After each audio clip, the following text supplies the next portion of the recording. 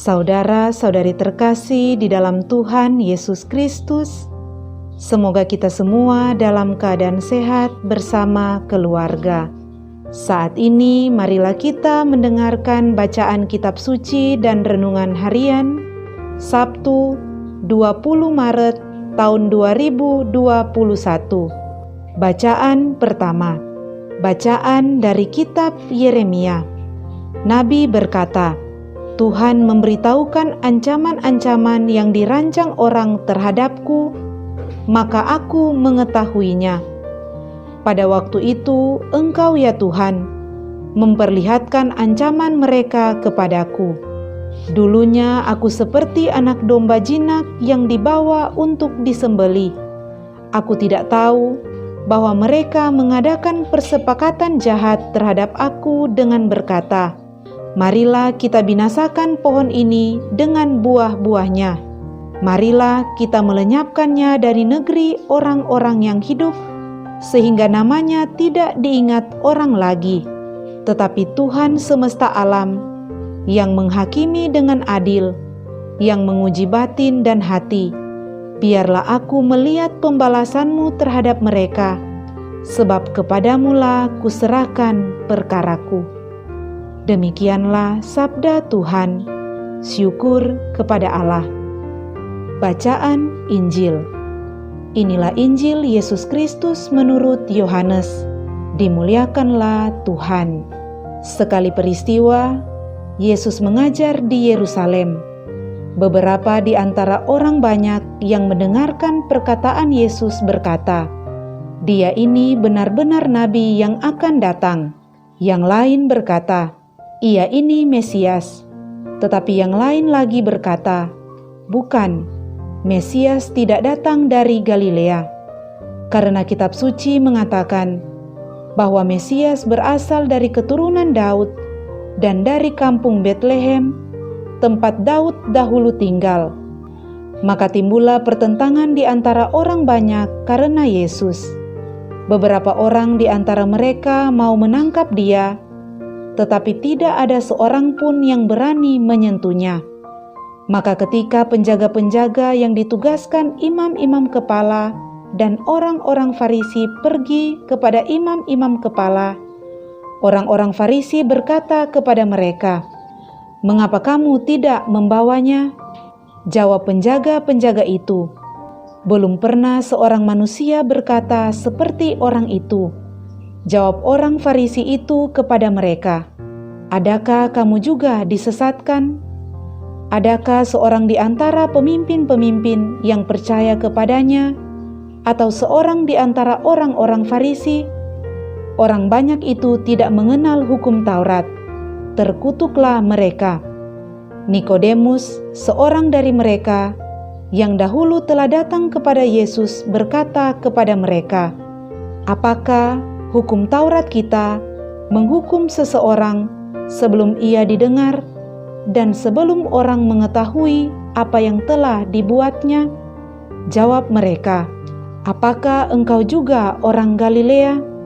Selidikilah kitab suci, dan engkau akan tahu bahwa tidak ada nabi yang datang dari Galilea." Lalu mereka pulang masing-masing ke rumahnya. Demikianlah Injil Tuhan. Terpujilah Kristus.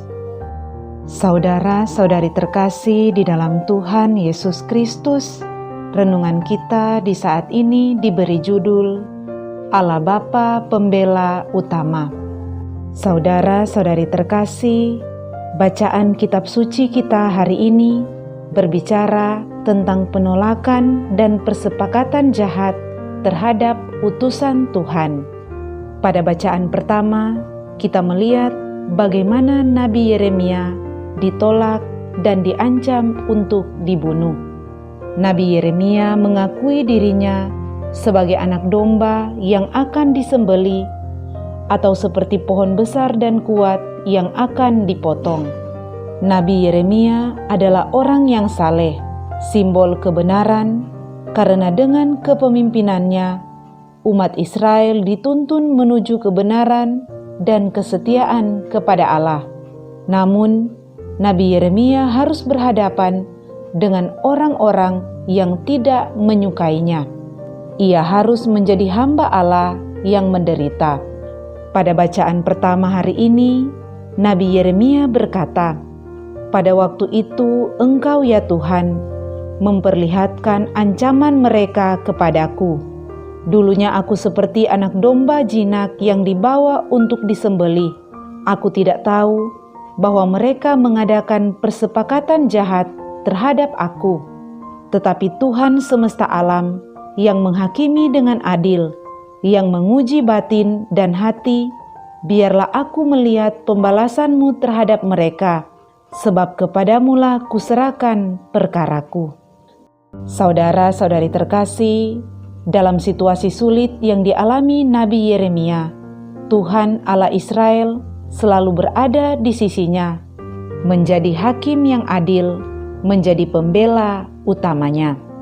Saudara-saudari terkasih, demikian juga halnya yang dialami oleh Tuhan Yesus yang kita baca kisahnya pada Injil hari ini. Tuhan Yesus memang seorang pribadi yang mengagumkan, karena bagi sebagian orang ia diyakini sebagai seorang nabi, bahkan Al-Masih. Para hamba Imam Agung pun menyegani dan menghormati dia.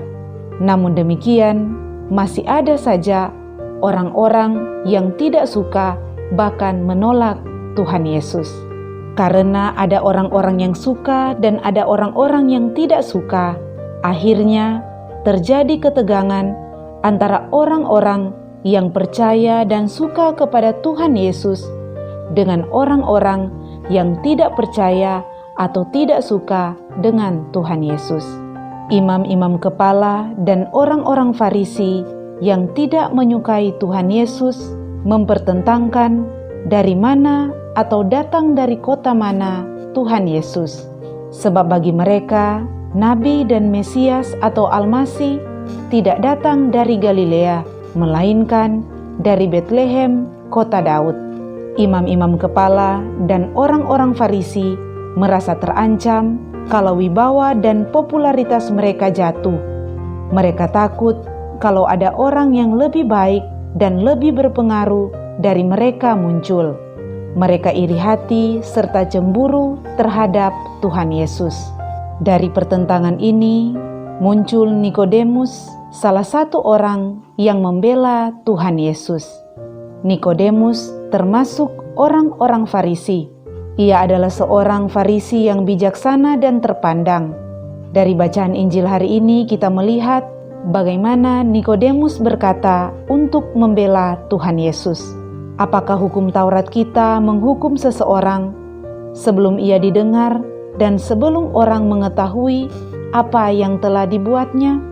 Nikodemus berani menyarankan agar Tuhan Yesus diberi kesempatan untuk membela perkaranya. Ia meluruskan bahwa hukum Taurat tidak mengizinkan hukuman terhadap orang yang belum melakukan tindakan sebagaimana apa yang telah ia katakan. Saudara-saudari terkasih, perkenalan antara Nikodemus dan Tuhan Yesus sudah terjadi sebelumnya. Bahkan, Nikodemus adalah salah seorang Farisi yang mengakui Tuhan Yesus sebagai rabi yang datang sebagai guru yang diutus oleh Allah. Nikodemus memberi pengaruh yang besar terhadap orang-orang yang ada pada saat itu, sehingga timbul pertentangan di antara orang banyak karena Yesus. Beberapa orang di antara mereka mau menangkap dia, tetapi tidak ada seorang pun yang berani menyentuhnya. Saudara-saudari terkasih, Nikodemus tampil sebagai salah satu orang yang membela Tuhan Yesus. Namun, tentu saja Allah Bapa lah yang menjadi pembela utamanya. Pasti akan ada pembela jika kita berjuang demi kebenaran. Inilah yang dialami oleh Nabi Yeremia dan yang dialami oleh Tuhan Yesus. Satu hal yang pasti, bahwa Tuhan selalu berada di pihak yang benar. Sebagai pengikut Kristus, sebagai pengikut jalan Tuhan, Sudah sepantasnya kita senantiasa hidup di jalan yang benar, jalan keselamatan yang telah Tuhan tunjukkan kepada kita. Dengan demikian, Tuhan Allah akan selalu menjadi pembela utama kita, karena kita berada di jalan yang benar. Seperti kata pemazmur, Tuhan mengadili bangsa-bangsa. Hakimilah aku, Tuhan, apakah aku benar dan apakah aku tulus ikhlas. Biarlah berakhir kejahatan orang fasik, tetapi teguhkanlah orang yang benar. Engkau yang menguji hati dan batin orang, ya Allah yang adil.